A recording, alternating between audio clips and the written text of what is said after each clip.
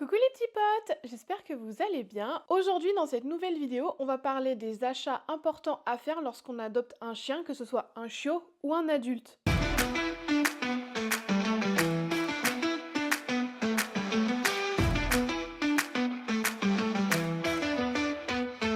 J'ai fait une liste relativement conséquente, mais elle n'est pas classée dans un ordre d'importance. C'est vraiment un petit peu comme ça m'est venu quand j'ai réfléchi à ce qui était important à acheter pour l'adoption de son nouveau compagnon. Le premier achat, c'est le seul que je ne vais pas avoir physiquement dans les mains car un peu trop volumineux. C'est en fait un couchage adapté à la taille de votre animal. Comme vous le savez, moi j'ai deux chiens qui sont quand même de taille moyenne et grande, donc j'ai plutôt des grands paniers. D'ailleurs, vous en voyez deux le long de la baie vitrée, même si ce ne sont pas leurs paniers principaux, c'est leur panier d'agrément, leur canapé en quelque sorte. Ce qui va être important lorsque vous allez acheter un panier, surtout si c'est un chiot, c'est de prendre un panier qui va avoir une housse qui va être imperméable et déhoussable, parce que les accidents de pipi quand ils sont petits, ça arrive relativement souvent, en tout cas au début, donc pour vous faciliter la vie, dézipper, mettre à la machine et remettre, c'est quand même vachement plus pratique que de devoir se taper à passer le coussin au Karcher ou au jet à la brosse dehors. Surtout si c'est en plein hiver, je parle en connaissance de cause. Donc premier investissement, un bon coussin confortable, bien épais, mais surtout qui est déhoussable et lavable en machine avec une matière de housse qui va être imperméable, c'est vachement plus facile d'entretien. Le deuxième achat qui va être important, c'est deux gamelles. Alors celle-là, c'est une ancienne de Tara quand elle était petite où on mettait l'eau. Maintenant, vu que les deux chiens sont tout le temps ensemble, on a une beaucoup plus grande pour l'eau pour tous les deux, mais celle-là, on s'en sert encore quand on doit partir quelque part et qu'on n'a pas besoin d'une très grande gamelle. D'ailleurs, on voit que ça fait longtemps qu'on l'a pas utilisée, elle est toute sale. Et du coup, moi personnellement, je préfère l'inox. Je trouve que c'est une meilleure durée de vie dans le temps. En plus, quand on met l'eau, ça conserve l'eau au frais un peu plus longtemps. Et ce qui va être important, c'est d'avoir cette petite bande en plastique qui va être antidérapante pour éviter que le chien vous balade la gamelle dans toute la maison. Et en plus, si elle est pleine d'eau, vous allez vous retrouver avec de l'eau partout, donc c'est pas super pratique. Donc deux gamelles en inox, c'est quand même important. Adapté à la taille du chien, par exemple pour l'eau, si vous ne voulez pas remettre de l'eau toutes les 5 minutes, nous, celle qu'on a actuellement pour les chiens qu'ils ont en accès, elle fait 2,5 litres, il me semble, d'eau. Donc au moins, on n'a pas besoin de remettre de l'eau toutes les 5 minutes, c'est quand même vachement pratique. Donc, deux gamelles. En plus, elles passent au lave-vaisselle quand il y a besoin de les laver, donc c'est quand même aussi super pratique. Un autre achat que j'estime important, c'est d'investir donc dans un collier et dans une médaille. Donc ça, c'est le tout premier collier que Tara avait bébé. Donc là, il est au plus grand, mais quand elle était vraiment toute petite, elle le mettait beaucoup plus serré que ça. Et donc avec sa petite médaille de bébé. Donc voilà, c'était vraiment un collier qu'on avait pris en nylon tout bête, mais avec quand même une petite sécurité de verrouillage.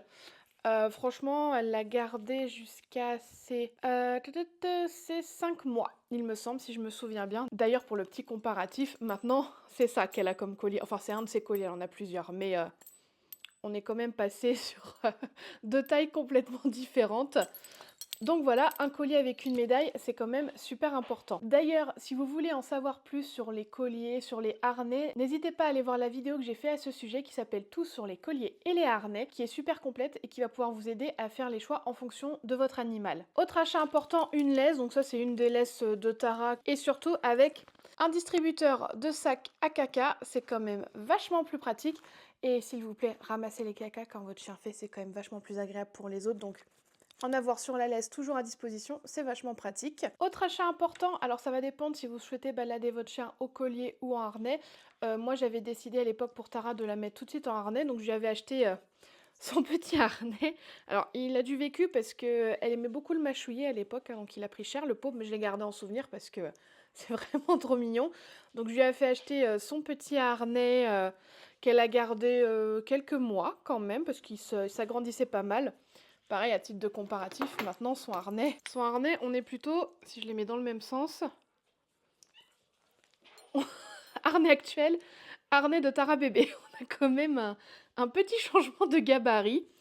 Mais voilà, un petit harnais, c'est pas mal. Alors si vous adoptez un chiot, pas la peine d'investir des 1000 et des 100 au début. Un petit harnais tout bête, ça suffit amplement.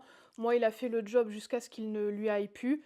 Et voilà, c'était son petit harnais de quand elle était bébé. T'as reconnu ton harnais? T'as vu si ton harnais quand t'étais bébé?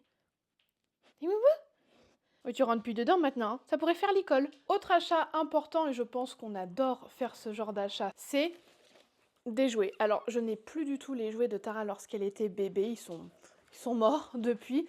Moi, ce que je conseille quand on adopte un chien adulte ou chiot, c'est d'acheter un jouet d'occupation type Kong, par exemple, que je trouve très versatile et très pratique, et un jouet d'interaction pour jouer avec lui, donc corde, balle de tennis ou les deux. Mais voilà, quelques jouets, il n'y en a pas besoin d'en avoir 15. Je vous dis ça, mais je pense qu'il doit y avoir une quarantaine de jouets dans la maison. Mais voilà, au début, pas besoin d'en avoir 60 000. Le chiot, surtout si c'est un chiot, au début, il passe beaucoup de temps à dormir, donc pas la peine d'avoir 40 000 jouets. Ça, donc c'est le Kong de Tara que je lui ai acheté une fois adulte. Quand elle était petite, elle avait un Kong puppy que Django lui a mangé, il me semble, si je me souviens bien, parce que c'est beaucoup plus mou. Il lui a fait tout son jeune âge. Mais voilà, adapter le jouet à la taille du chien, à l'âge du chien, c'est super important. Voilà, quelques jouets, c'est quand même bien sympa quand on accueille un nouvel arrivant. Autre achat très utile à faire, c'est un coupe-griffe, pour vraiment couper les griffes quand elles sont trop longues. Celui-là, on l'avait déjà pour Django, donc j'en ai pas racheté pour Tara, il me semble pas, mais il convient bien aux deux sans problème, il coupe très bien. D'ailleurs, on coupe très rarement les griffes de Django parce qu'il arrive à les user. Et Tara, pareil, c'est juste ses ergots qu'on lui coupe, sinon on n'a pas trop d'entretien de griffes à faire, mais un coupe-griffe, c'est quand même bien pratique. Autre achat que je vous conseille de faire, même si vous avez acheté un chien à poil court, c'est une brosse. Ça, c'était la brosse de Tara lorsqu'elle était bébé, parce qu'on avait vraiment ce côté doux et ce côté un petit peu picot pour la désensibiliser à la brosse. Et je pense que c'est important, même si vous avez un chien à poil court, pour l'habituer à être manipulé un peu de partout. Autre achat important à faire, là je ne l'ai pas dans les mains, mais j'en ai un dans ma voiture, c'est un dispositif de sécurité pour attacher le chien dans la voiture. Je ne sais pas si tout le monde le sait, au cas où je le rappelle, quand on transporte son animal, on doit le transporter en sécurité. C'est-à-dire le transporter dans une caisse de transport. Par exemple, un chat, vous le mettez dans une petite cage de transport. Ou pour des chiens un peu plus gros où vous n'avez pas la place d'avoir une caisse, eh bien, il faut que vous ayez un dispositif qui s'attache. Moi, je préfère attacher au harnais qu'au collier parce que s'il y a un accident, le harnais est quand même plus confortable. Donc, personnellement, j'ai un mousqueton en fait que j'attache au harnais qui est relié à la boucle de sécurité qu'on met au niveau des ceintures. Ça, c'est super important lorsque vous transportez votre animal, de le transporter en sécurité et de l'attacher. Et en plus, si vous vous faites arrêter, il y a moyen que vous ayez une contravention. C'est quand même dommage, alors qu'il suffit juste d'une petite boucle pour sécuriser votre animal. Alors, les autres choses que je vais vous montrer ne sont pas obligatoires. D'ailleurs, rien n'est obligatoire en vrai, mais c'est fortement conseillé pour ce que je vous ai déjà montré. Par contre, je trouve ça super important et utile, donc je vais vous les montrer. Alors, lorsque nous avons eu Tara, j'ai acheté une petite housse pour mettre des friandises pour l'aider au niveau de l'éducation. D'ailleurs, j'utilise toujours au sauvetage en mer cette trousse avec des friandises. Les friandises, c'est quand même vachement utile pour apprendre certaines choses, donc surtout au début, quand ils sont en apprentissage, ne lésinez pas sur les friandises qui sont sans céréales. Là, c'est les pures d'Inde. J'aime beaucoup les friandises de chez Aimé, je les trouve très très bien et elles sont plutôt appétantes, les chiens les aiment beaucoup. Mais voilà, un petit sachet de friandises, surtout au début pour l'apprentissage d'ordre, de comportement, c'est quand même vachement pratique. Ou même maintenant, moi des fois juste pour leur faire plaisir, je leur donne des friandises comme ça, juste comme ça pour leur faire plaisir. Mais voilà, friandises, sac à friandises, quand même vachement pratique. Et d'ailleurs, il y a des sacs à friandises qui sont vachement pratiques parce que vous avez d'intégrer le distributeur de sacs à caca. Et ça aussi, c'est quand même bien pratique. Autre chose que je recommande lorsque vous faites de grandes balades, des randonnées, que vous allez à la plage ou que vous transportez votre chien sur une longue distance, c'est des gamelles, entre guillemets, pour l'eau. Alors, moi j'ai essayé plein de trucs. Je vais vous montrer un peu, mais j'ai essayé plein de trucs et jusqu'à trouver ce qui me correspondait le mieux et ce qui était pratique. Tout d'abord, quand Tara était petite, j'ai investi dans une gamelle rétractable. Alors c'est vachement pratique parce que ça prend pas beaucoup de place. Par contre, si votre chien n'a pas bu toute l'eau qu'il y a dedans, bah, vous êtes obligé de l'acheter. Donc ça, je trouvais ça dommage parce que j'étais obligée de transporter une grande quantité d'eau pour qu'au final, j'en jette beaucoup. Donc c'était pas pratique. Du coup, j'ai abandonné ça. Et pendant tout le jeune âge de Tara, j'ai plutôt utilisé ce type de gourde, alors qui ne paye pas de mine, mais qui est quand même vachement pratique. Donc vous avez la gourde pour contenir l'eau. Et en fait, lorsque vous appuyez sur la gourde en elle-même, l'eau va sortir, donc le chien va pouvoir boire. Et lorsque vous relâchez la pression, l'eau re-rentre. Alors ça, c'était quand même vachement pratique. Tout le temps où Tara était bébé, j'ai utilisé ça jusqu'au jour où en fait la gamelle était trop petite pour sa truffe, donc du coup j'ai arrêté de l'utiliser. Et en fait maintenant on est passé à autre chose que vous avez déjà vu dans mes vidéos où je pars en randonnée, c'est cette gourde. Alors cette gourde, pour moi, c'est le Graal. D'ailleurs, j'utilise à chaque fois que je vais au sauvetage en mer avec Tara. C'est une grande gourde qui est isotherme, donc comme ça, même en cas de chaleur, vous conservez votre eau fraîche. Généralement, les chiens préfèrent l'eau fraîche, donc c'est quand même vachement pratique. Et en fait, le truc super pratique, c'est que la gamelle est intégrée, c'est-à-dire que il vous suffit de retourner. Il y a Sheba qui est passé. Il vous suffit de retourner ça, et donc vous avez la gamelle, et en fait, il suffit d'appuyer sur ce petit bouton. Vous avez l'eau qui sort, donc le chien boit.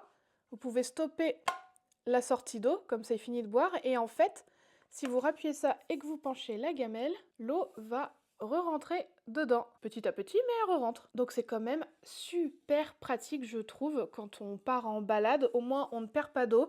Il y a quand même une grande gamelle assez large, donc même les chiens qui ont un gros nez peuvent boire dedans. Moi, les deux chiens n'ont aucun problème. Et même, j'ai remarqué qu'au sauvetage, même les gros terre-neufs avec des grosses truffes arrivent à boire dedans. Donc je pense que ça convient à quasiment tous les chiens. C'est vraiment une invention qui est super pratique. Pour les retours de balade un petit peu humides, je conseille quand même d'avoir une serviette qui est vraiment très absorbante. Moi, elle me sert beaucoup quand les chiens reviennent du jardin ou de rando, qu'il y a les papates mouillées.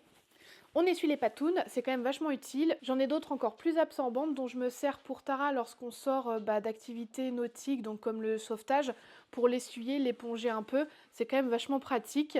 Au moins, elle ne me fout pas de l'eau partout lorsqu'elle remonte en voiture par exemple. Et le dernier achat que je vous conseillerais de faire, alors c'est vraiment quelque chose de beaucoup plus sentimental et plus pour garder de super souvenirs, c'est d'investir dans un album que vous allez pouvoir compléter avec des photos et des anecdotes sur votre animal.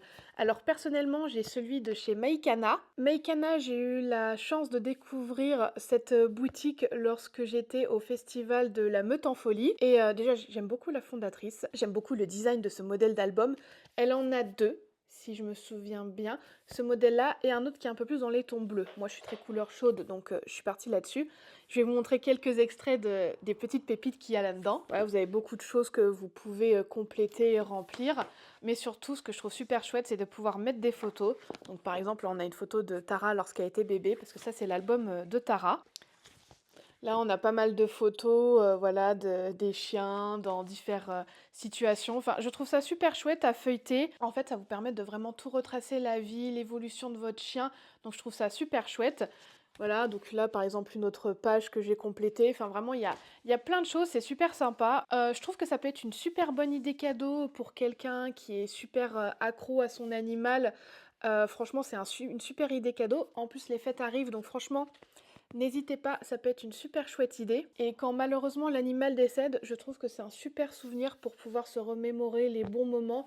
Donc ce genre d'album, c'est vraiment, je trouve, un allié précieux pour se souvenir des super bons moments qu'on a partagés avec notre compagnon. Je vais vous mettre un maximum de liens des produits que je vous ai présentés en description de la vidéo, donc n'hésitez pas à aller y faire un petit tour pour trouver ces petites merveilles. Et voilà, c'est tout pour cette vidéo. J'espère qu'elle aura pu vous aider à acheter ce qu'il va être nécessaire pour votre nouveau compagnon. Et en attendant la prochaine vidéo, je vous dis à très bientôt sur nos petits potes.